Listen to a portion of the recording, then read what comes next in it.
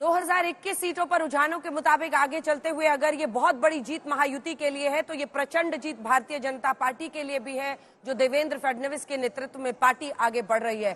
पूरी strike rate को अगर आप देखें 2014 के चुनाव में लगभग 2014 में आई थी 122 सीट बीजेपी की, अकेले लड़ी थी वो, तब 47% स्ट्राइक रेट था। लेकिन इस बार भारतीय जनता पार्टी ने अपने उच्चतम स्ट्राइक रेट को हासिल किया है, 81% की स्ट्राइक रेट, 149 सीटों पर लड़ते हुए 120 सीटों पर अभी लेकिन रुझान है, नतीजों का इंतजार है। ये हम आपको पूरा उनका ग्राफ दिखा रहे हैं। ये बताते हुए आइए आपको सुनाते हैं, देवेंद्र फडणवीस ने तब कहा था, मैं समंदर हूं, मेरे किनारे पे घर मत बनाना, मैं लौट कर आऊंगा।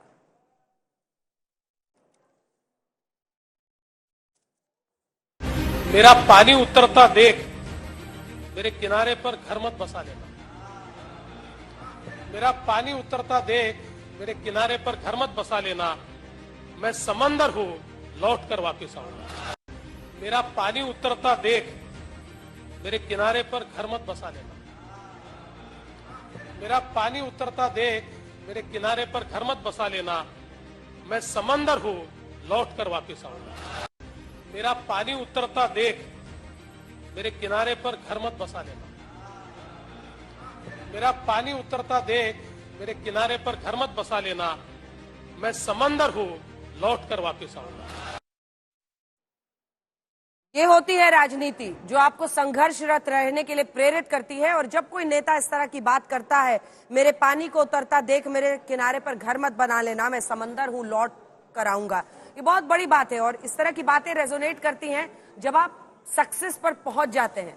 और शायद यही विनोद जी, संगीत जी आपसे शुरू करते हुए, ये दिखाता है कि वो एक संकल्प के साथ आगे बढ़े और उसका नतीजा मिला है। नहीं, इसमें कोई दो राय नहीं है कि महाराष्ट्र की राजनीति में वो एक ध्रुव तारा के तौर पर, चमकते हुए ध्रुव तारा के तौर पर निकल करके आए हैं। और 10 साल आप किसी व्यक्ति का मुख्यमंत्री 5 साल बने रह करके उप मुख्यमंत्री पद पर आना, और वह भी तब जबकि वो जीत करके आए थे। गठबंधन एक तरीके से वो जीत करके आई थी।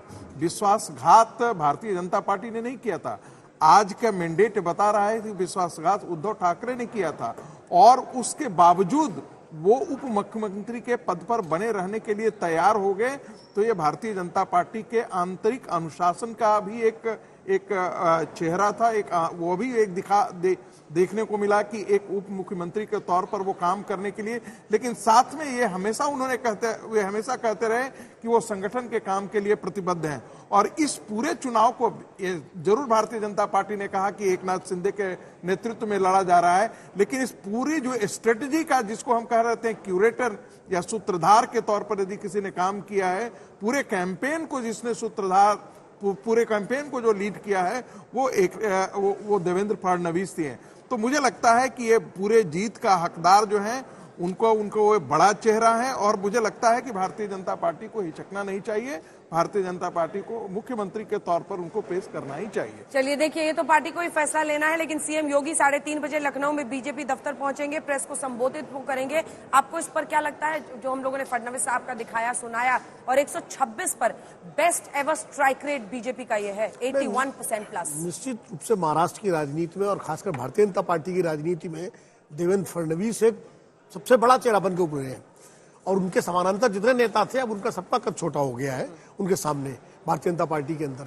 लेकिन मैं फिर कह रहा हूं अंजना, कि अभी जो परिस्थितियां हैं, जो मेरा एक राजनीतिक आकलन कहता है कि अभी एकनाथ शिंदे को ही मुख्यमंत्री बीजेपी बनाएगी, चाहे कुछ समय के लिए बनाए। खास करके बिहार का चुनाव, चूंकि नीतीश कुमार वहां पर उनके एक बैठ है, और अगर अभी देवेंद्र फडणवीस को बना देगी तो बिहार में इसका संदेश जाएगा गलत, और उससे उनके संबंधों में गलत हो सकता है। और दूसरी बात यह है कि मराठा लीडरशिप, एकनाथ शिंदे ने पूरा मराठा लीडरशिप को एक तरह से कंसोलिडेट किया है।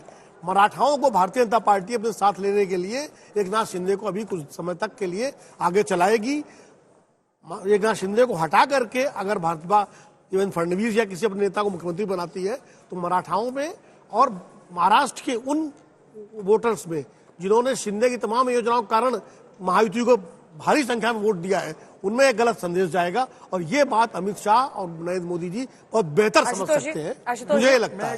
ये मेरा आकलन है, बाकी तो फिर शाहनवाज जी को भी राजनीति है, कोई दिखाइए, कुछ भी कर शाहनवाज जी सकता को भी दिखाइए। हाँ। विनोद जी जो बात कह रहे हैं, कंप्लीट 10 सेकंड है अपनी बात खत्म। देखिए, हम लोग बहुत ज्यादा केंद्र में मराठवाड़ा को ला करके खड़ा कर देते हैं। मराठवाड़ा एक जो है वो ठीक है, एक बहुत बड़ा वहां से एक चंग, एक वोट आता है और सीटें भी वहां से आती हैं, लेकिन ये इस प्रकार की क्षेत्रीय और उप क्षेत्रीयता लाने के लिए मुझे नहीं लगता है कि भारतीय जनता पार्टी को इस दिशा में बढ़ना चाहिए, क्योंकि देवेंद्र फडणवीस के नेतृत्व को सिर्फ एक क्षेत्र ने स्वीकार नहीं किया है, पूरे क्षेत्र ने स्वीकार किया है। इसलिए मराठवाड़ा, विदर्भ और यहां से आना, वो वहां से आना, मुझे लगता है इस जो समीकरण में भारतीय जनता पार्टी को देवेंद्र फडणवीस को भाजपा का अध्यक्ष क्यों नहीं बनाया जा सकता आज की तारीख में? विनोद जी जो अभी वो भी पोस्ट खाली है, ठीक है, विनोद जी जो उस पर बात भी कर चुनाव रहे हैं होना है, विनोद जी ये भी हो सकता है। वो पत्रकारों से पूछ करके नहीं तय करेंगे, वो अपने से तय हम तो अपना विश्लेषण कर रहे हैं यार। विनोद जी जो बात कह रहे हैं, विनोद जी एक पॉलिटिकल मूव की बात कर रहे हैं। अगर लॉन्ग टर्म पर्सपेक्टिव अगर आप देखेंगे तो भारतीय जनता पार्टी के 2 एक्यूलेस हील हैं, एक बिहार और दूसरा महाराष्ट्र। भारतीय जनता पार्टी के लिए आज की तारीख में आदर्श स्थिति है कि वो वहां पे अपने बल पर सरकार बनाने की कोशिश भविष्य में करे। अगर वो लगातार, क्योंकि जो शिवसेना शिंदे की पार्टी है वो वहां पे एक तरीके की हिंदुत्व की पार्टी है, और जब तक महाराष्ट्र के अंदर दूसरे हिंदुत्व की पार्टी रहेगी तब तक बीजेपी का उतना ग्रोथ नहीं हो पाएगा जितना होना चाहिए।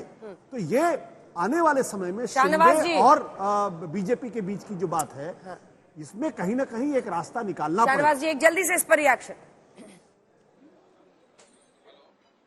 नहीं, आशुतोष जी क्या चाहते हैं वो तो उनकी ख्वाहिश है, लेकिन तय करना तो अगर आशुतोष जी की सलाह पर तो हमारी पार्टी एकदम नहीं चलती है, ये तो पता ही है आपको।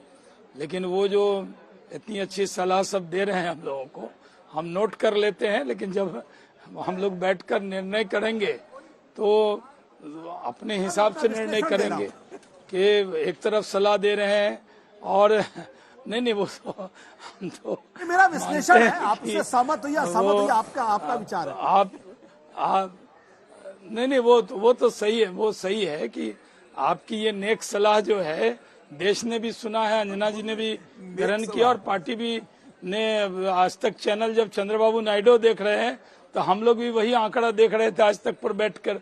तो हम सुबह से जब दूसरे चैनल पे डिबेट में थे उसके बाद आशुतोष जी की सलाह देते हैं आपको पता है सर, आप कहीं भी बैठिए आपका दिल आज तक पर ही लगता है। चलिए जल्दी से सुना देते हैं उस शख्स की बात जिसने भारतीय जनता पार्टी को नए सिरे से एक जान दी है महाराष्ट्र में। आज उनका ये जो पुराना डायलॉग है वो बहुत वायरल हो रहा है, सुनिए। मेरा पानी उतरता देख मेरे किनारे पर घर मत बसा लेना। मेरा पानी उतरता देख मेरे किनारे पर घर मत बसा लेना। मैं समंदर हूं, लौट कर वापस आऊंगा।